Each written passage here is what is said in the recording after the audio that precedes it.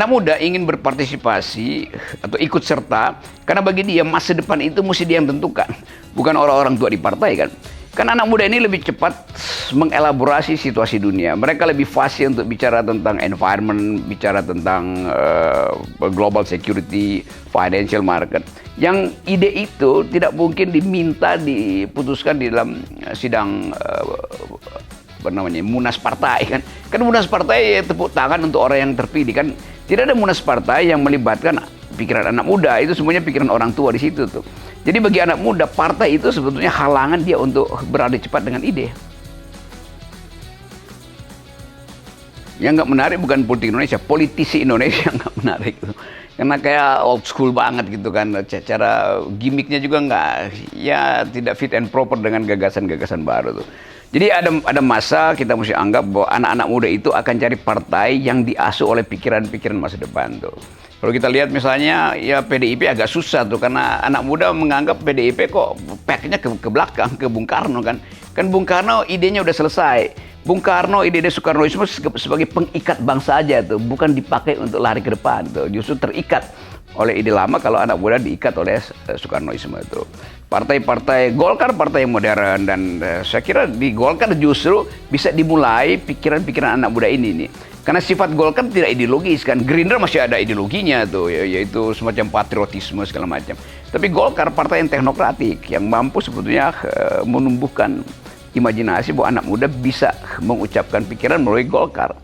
Nah itu yang kita dorong supaya kaderisasi di Golkar dipercepat. Kalau yang sekarang kan ya zaman Erlangga oke lah, tetapi udah selesai dengan ada keputusan Erlangga untuk bergabung dengan Pak Prabowo, sehingga orang merasa ya Erlangga akhirnya tertawan juga dengan perjanjian politik dengan rejim Jokowi itu. Nah anak muda mesti lepas dari semua perjanjian politik dengan Jokowi itu, apalagi dengan anak Jokowi. Iya, tetap saya lihat tuh anak muda tetap malas untuk cari substansi, untuk nyari argumen dasarnya apa sih. Dia nunggu aja headline atau nunggu judul YouTube saya gitu kan, lalu merasa udah paham. Padahal sebetulnya semua fungsi media sosial itu hanya untuk membangkitkan kuriositas. Nah, kuriositas ini dibangkitkan melalui satire, melalui logika, melalui retorika, dan anak muda mesti cari lebih dalam itu. Nah itu masalah. Jadi kritik saya pada teman-teman muda ini, Anda baru pada tahap mengkonsumsi ide, belum pada tahap memproduksi ide itu.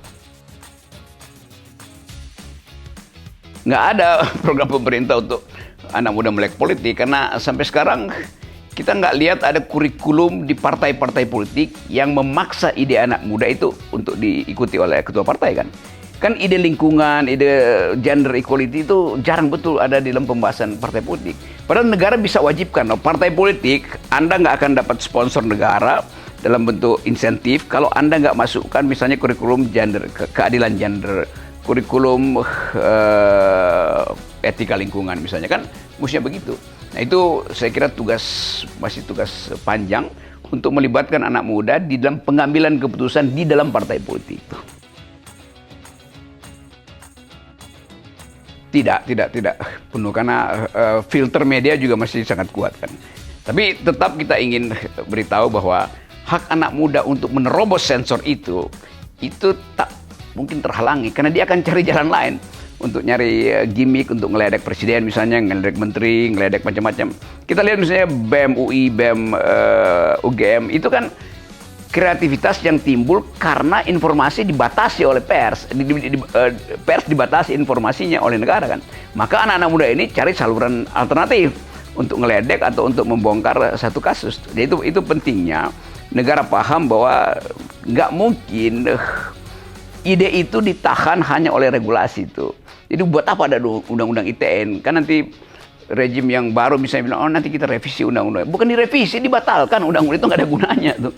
Karena setiap hari ada informasi baru yang dengan kuriositas yang tinggi anak muda akan cari. Tetapi dia takut ucapin itu karena dibayang-bayangi undang-undang ITE. Maka inisiatif anak muda ini untuk berpikir maksimal akhirnya dibatalkan juga karena ketakutan dipenjarakan atau diolok-olok atau dipersekusi oleh undang-undang ITE. Pasti pemerintah, karena pemerintah tidak kasih fasilitas. Nah, itu yang kita inginkan supaya bagian-bagian yang masih bisa dieksploitasi lewat channel-channel media sosial yang independen semacam ini, itu memungkinkan untuk mengatasi hambatan dari pemerintah tuh. Sama seperti esensi itu. Jadi kita melihat hal yang esensial sebetulnya tuh, yang tidak bisa dibuka kecuali di bangku sekolah. Kalau di ruang kelas kan saya bisa ngomong sebanyak mungkin kan. Tetapi yang esensi itu justru disembunyikan karena takut sifat yang esensial akan mempersoalkan banyak hal tuh. Padahal berpikir itu mesti esensial sampai ke dasar. Nah, anak-anak muda sekarang ini berupaya untuk masuk pada esensi, tetapi dia digoda lebih banyak oleh sensasi itu. Jadi esensi tertunda karena sensasinya terlalu banyak.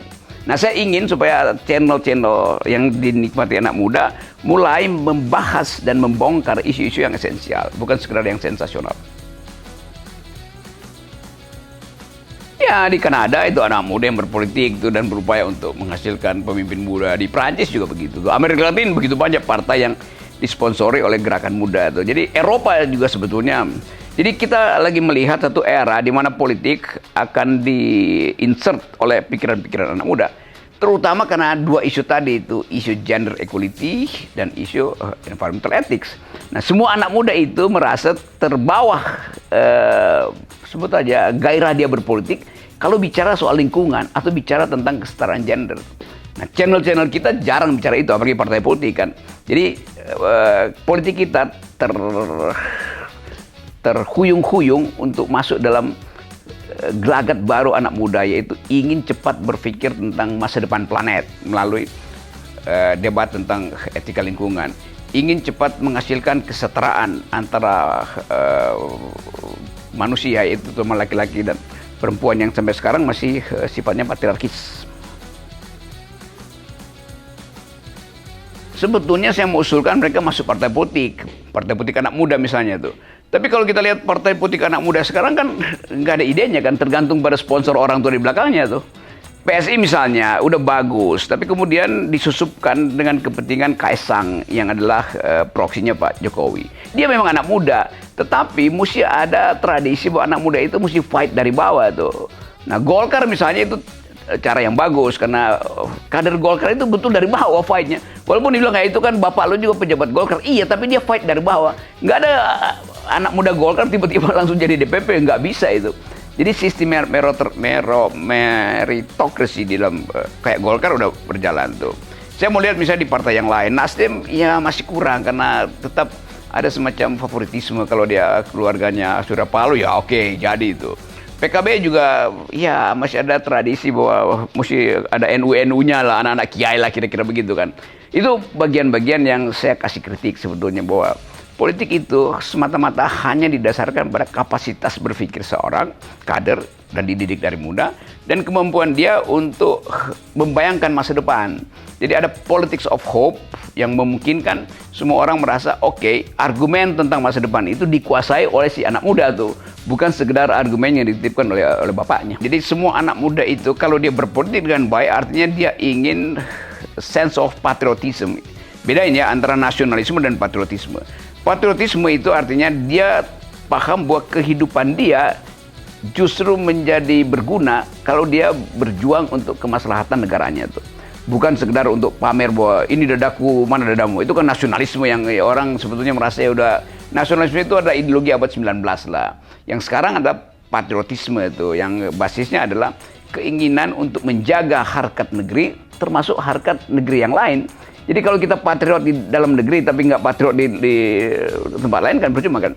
Kita membela lingkungan di sini tapi kita mengusulkan supaya sampah kita dibuang ke Singapura misalnya. Itu juga nggak patriotik. Atau sebaliknya, Singapura mengklaim patriotik tapi dia buang sampah ke kita. Apalagi Cina buang sampah ke kita. Walaupun kita bayar itu sebagai masih ada harganya sampah dari Cina, tetapi itu tidak patriotik karena kita merusak planet. Jadi istilah patriotisme mesti sekaligus berarti merawat planet. Nah, anak muda mesti masuk di dalam new grammar, dalam tata bahasa baru etika global itu.